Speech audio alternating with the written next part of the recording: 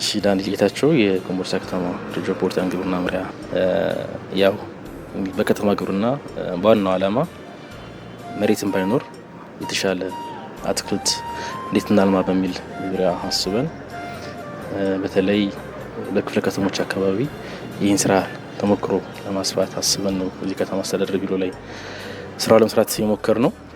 እንደሚታየው መሬት አልባ የሆነ መሬትን ባይኖር በአጥሮች ላይ በግድግዳዎች ላይ እንደዚሁም ደግሞ በትንሽ መሬቶች ላይ አትክልቶች እንዴት ማልማት እንደምንችል ሰርቶ ማሳያውን ለመስራት አስበን ስንነሳ ማቴሪያሎቹን ያው የተወሰኑትን በግዥ የተወሰኑትን ደግሞ ከቢሮ በተራረፉ እቃዎች ነው የሰራናቸው።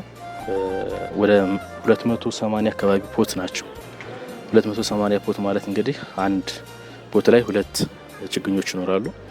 ታጥፈው እንግዲህ ወደ 500 ምናምን አካባቢ ችግኞች ይዛሉ ማለት ነው። አሁን ላይ እንግዲህ ሰላጣው ከሚገኘው ውጤት በአነስተኛ ተመጣጣኝ ዋጋ እዚህ ያለው ማህበረሰብ እዚህ ያለው መንግስት ሰራተኛ እየሸጡ እነሱም ተጠቃሚው ነው ተሞክሮን እናሰፋለን ብለን ስላሰብን ነውና በቀጣይ በተወሰኑ ክፍለ ከተሞች በተመረጡ ግለሰቦች ላይ ይህንን ተሞክሮ እናሰፋለን ብለን እናስባለን።